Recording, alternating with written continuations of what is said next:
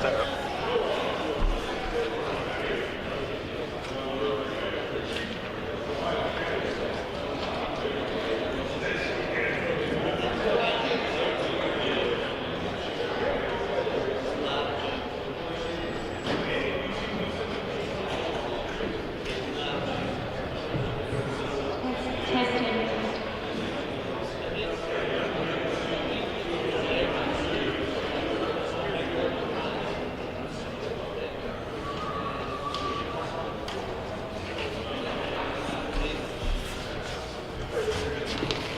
Morning, everyone. This is Ms. Linda Renaud with IO Solutions, the company that does our promotional testing. She's going to go some stuff to give you a little bit more information about the promotional testing. That was one issue that we saw for the last promotional test, that a lot of people didn't understand the process. So, if you understand the process, you can go a little bit better on the test. Okay, thanks, Chief. Okay, welcome to the candidate orientation. Thank you all for being here this morning. So as far as what we're going to cover today, we'll talk a little bit of some background on IO Solutions and what we do. Then we'll talk about the written exam. It'd be helpful for me to get a feel. How many people that are here are testing for battalion chief? Just a few. And how many for captain? And then the rest lieutenant. Okay, so we're going to spend a little time talking about the written exam. I know that for you people testing for the battalion chief, that's not relevant, but we'll spend a little bit of time on that and how to prepare for the written exam. And then we'll spend a lot of time talking about the assessment centers in general, and then what this particular assessment center, the formatting, how to work for your assessment centers, and then how to prepare.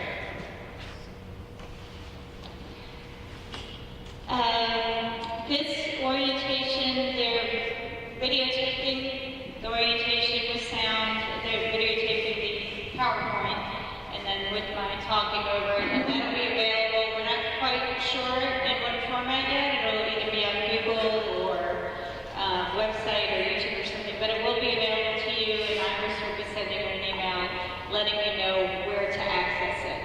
So you don't need to feel like you have to copy down every word of what you see on the slides today, because it'll be available for you to review at a later point.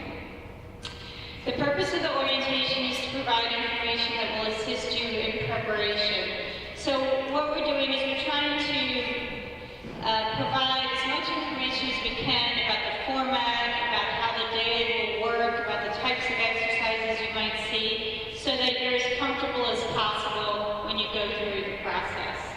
We want you to perform to the best of your ability, and we know that if you're comfortable in the situation and you know what to expect, you're more likely to be able to do that. So that's the purpose of the orientation today. We're providing information on the current plan for the format and the timing, but some details could be slightly modified. Like if we tell you here, this exercise is likely to be about 15 minutes, and it could end up being 18 minutes the day of. Those types of minor details could change, but otherwise, what I'm showing you today is what we're planning on doing. And we ask you to hold questions till the end for a couple of reasons. One is I may end up covering the information later, so if we could wait until I get to the slide just to make sure we cover that information. Also, it's easier for the people who are watching the videos to be able to see the questions at the end, just like we did yesterday. Okay, a little bit about IO Solutions. So I work for a company called IO Solutions. We're based out of Chicago. We have about 50 employees, and we do promotional and entry-level public safety testing for police, fire, EMS, and corrections. And we do that work all over the country, from Portland to Miami, from Buffalo to San Diego, and everywhere in between. We have a lot of clients in Georgia, a lot of clients in Texas, so we do work a lot in this region. We all have degrees in IO psychology, and what that means is we have expertise in test development and performance measurement, assessment. So our knowledge area is around assessment. We do have some understanding of these jobs in police and fire because we've been working with them for so long. And we do job analysis every time we come into a department. But, you know, what we're bringing to the table is expertise in how to measure, how to predict success in a job.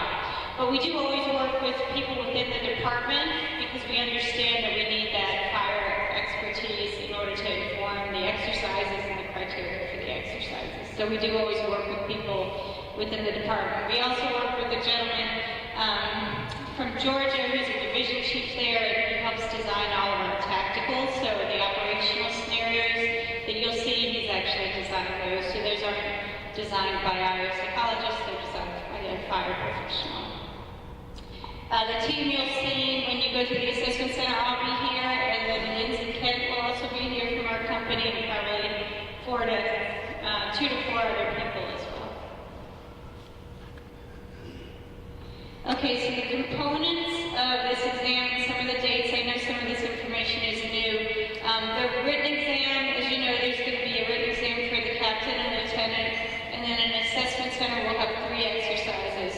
I put the tentative dates here. We are looking at March 14th and 15th for the written exam. So we'll be holding both exams, both days, and people will be scheduled to come to one day or the other. The assessment center we're looking at holding the week of April 8th. Most likely we'll do the assessment training on April 8th and then do the assessment days after that. We're not sure which rank will be held on which day at this point, but that's the week we're looking at. Depending on the number of candidates who sign up for the testing, it's possible we could go into the following week, but we're hoping not to.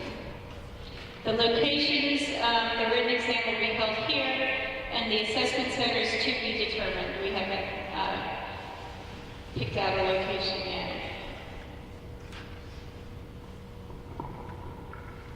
And if any of these dates change, you'll be getting an email from Iris on that, but this is what we're looking at right now. Okay, I think this is new information as well. So when we look at the components of your assessment process, in coming up with the overall promotional score, each component is weighted differently. We'll start with the captain and lieutenant. So you have a written exam, that'll be weighted 20% in the overall promotional score. The assessment center will be weighted 65%. And the seniority points will be weighted 10%, and the credential points will be weighted 5%. If you're wondering how we come up with the seniority and the credential points, that's in your policy and procedure for your promotional policy and procedure. It has the actual calculations there. For BC, there's no written exam, so the assessment center, the assessment components weighted at 85%, and then again, the seniority is 10, credential 5. IO Solutions will be doing all the calculations on this.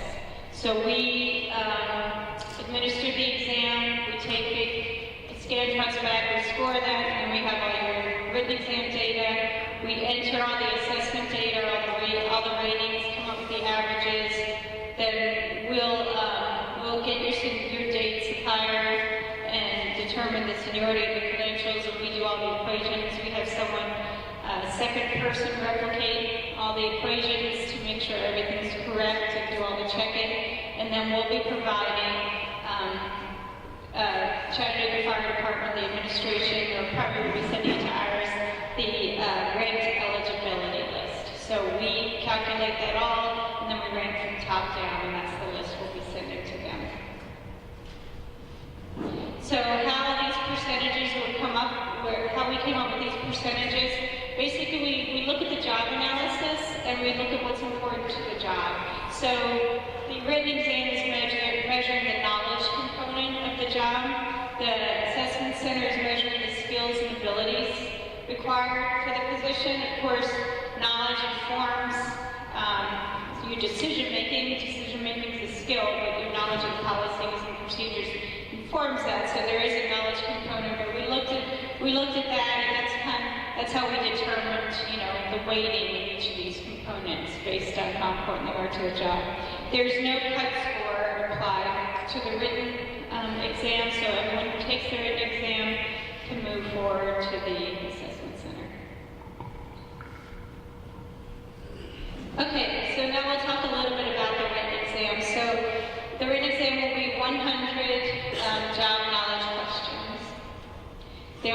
choice, so there's 4 response options. You've all seen that before, and 1 correct answer.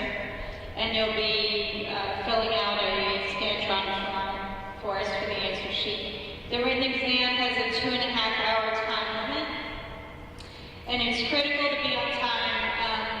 We do shut the door at the exact time that the exam is supposed to start, and we've had to turn people away. We have to have a cutoff somewhere, so people aren't coming in as we're starting the administration and going through the instructions. So you do need to make sure you're on time. And all candidates will sign a strict confidentiality agreement that will be enforced because the exam is being held on 2 separate days. It's really important for that confidentiality agreement. Okay, so how do we develop the test? It's based on the job analysis. So we did a job analysis in 2014 of the lieutenant and captain's positions. We looked at what knowledges are required. And then reading material was selected by people in the administration looking at what's important for the jobs. The reading material is a mix of policies and procedures and external industry textbooks, ISTA books. Has everybody seen the reading list of what's going to be on the written exam? No. Okay. So the reading list was attached to the email that went out yesterday. And so it was at the bottom, or was it an attachment? But it was there, and we give a list. I think there's like 4 external sources, ISTA books, and then a list of policies and procedures that we cover.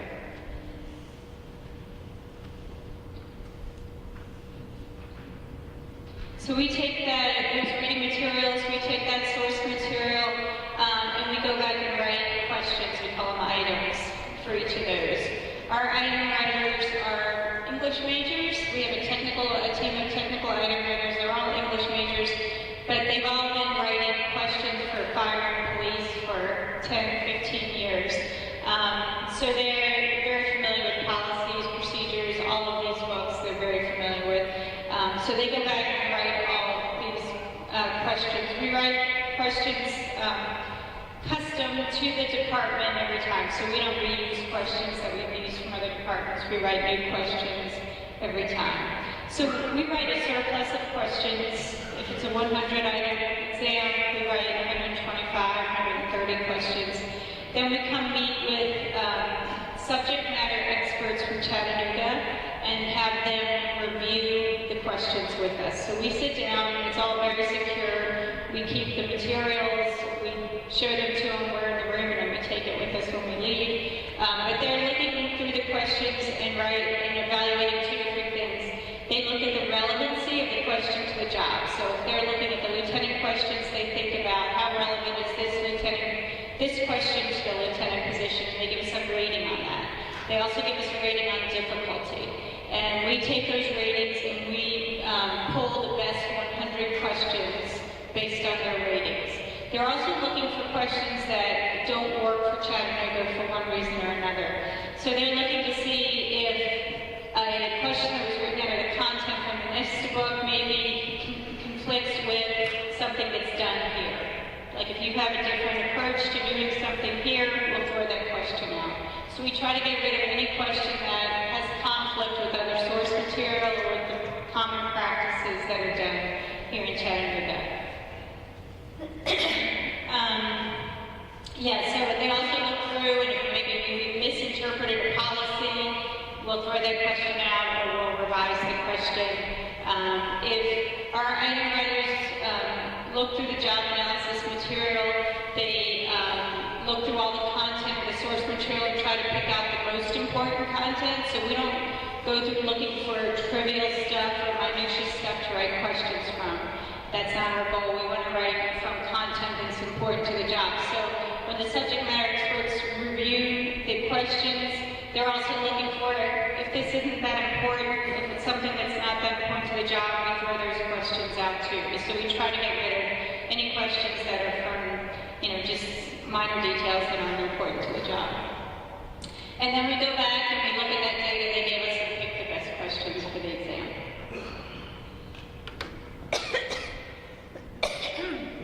So you'll come in and you'll take the exam. You have 2.5 hours to take the exam.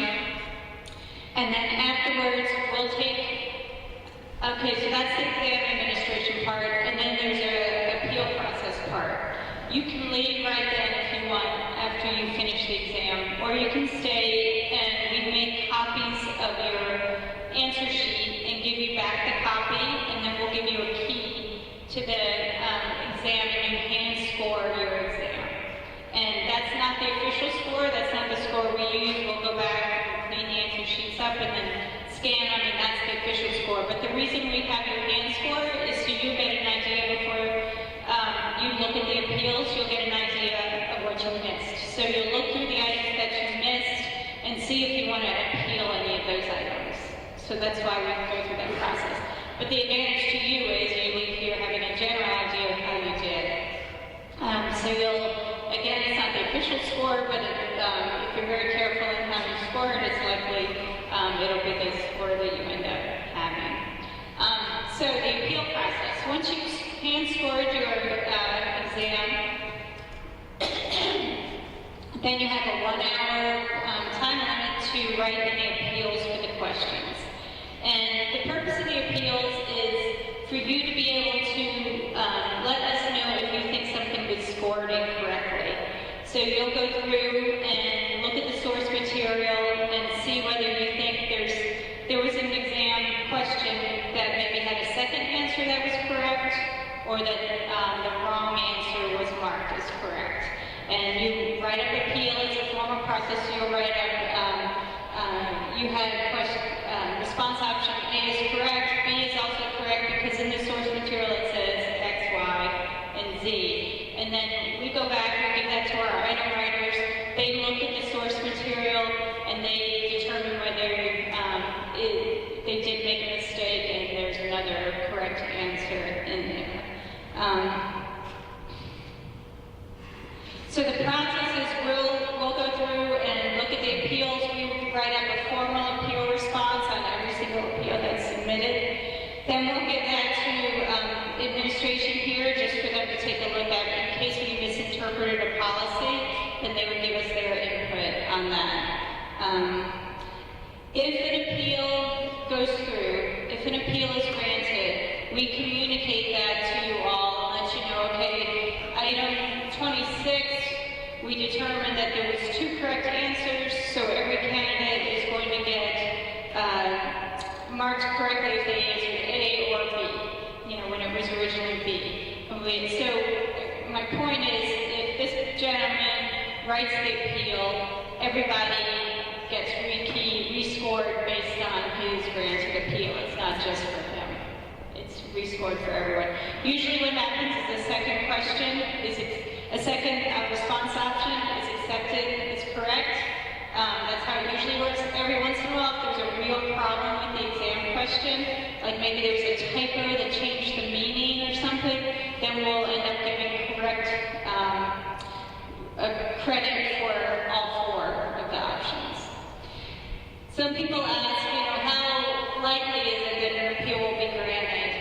Of all the appeals we receive, we probably grant about 5% of those appeals, maybe a little less. But we do, if we check the source material and the appeal is correct, that there was a second answer, it could be interpreted that way, then we do grant that appeal. So it's not like we always deny appeals, we do grant them. But it has to be proven with the source material. And I'll talk a little bit more about that here.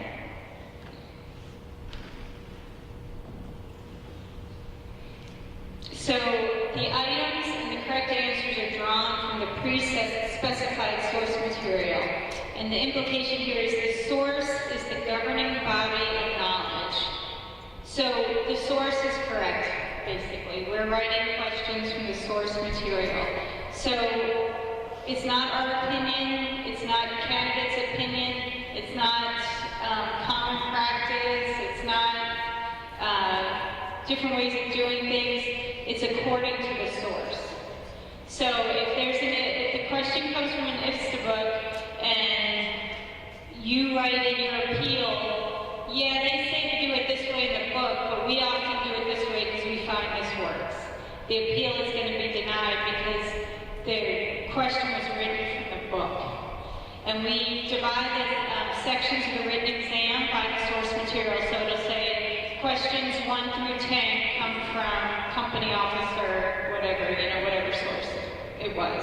Questions 20 through 50 come from policies and procedures. So you know what the source is on the question. So that's just giving you some advice, and we'll give you more details on the appeal process on the day of the administration. But that's just letting you know what kind of appeals are granted. So if you write an appeal that says, page 12 of this book references what the item covered, and it gives another possible answer so that it makes A correct, that appeal will be granted because it's referencing the source material. Same with policies and procedures. If you find another part of your policy that contradicts what was written in the exam item, then we'll have to grant that appeal because it's in the policies and procedures. And we try to avoid having any questions that get appealed. We try to avoid any conflicts, but sometimes that happens, and that's why the appeal process is in place. So the item stems, which is how we refer to the actual question, the correct answer, and often the incorrect answer are taken from the source. So that's a heads up that if something looks familiar, that doesn't mean it's the correct response. It could be referring to something that the book said, not to do it that way. So keep in mind that we do not attempt to remove, we make every attempt to remove problematic and conflicting items. So when we go through, we try to make our items as straightforward as possible. We don't write items that are tricky in any way. So if you're reading an item and you think, oh, it could be this, or they might be trying to trick me up, most likely that's not the case. We try to make them straightforward, and then if you know the material, you'll get the question right. That's how we write our questions. And a big part of why we make subject matter experts here is because we're relying on them to, when they read the question, say, oh, there's another policy that kind of conflicts with this, and then we'll look at that and we'll probably throw the question out. So we try to get rid of anything that has conflicts with other, and then same with if the policy has a conflict with the ISTA book, some external source, industry source, we'll try to get rid of that too if you have different practices than what's in the book.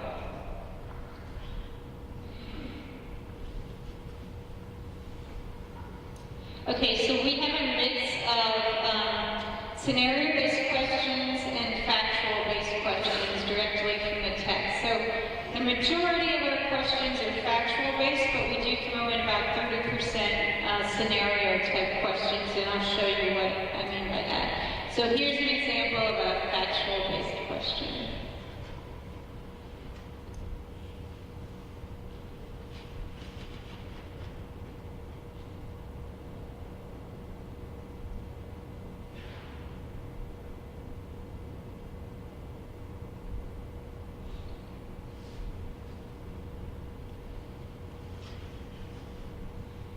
So basically a factual-based question, the content's pulled directly from the book, and it's just reiterating what you saw in the book. A scenario-based question is different in that we take the content and then we set up a scenario, a situation, and you're selecting the best response based on the content of the book, but it's a situational type approach.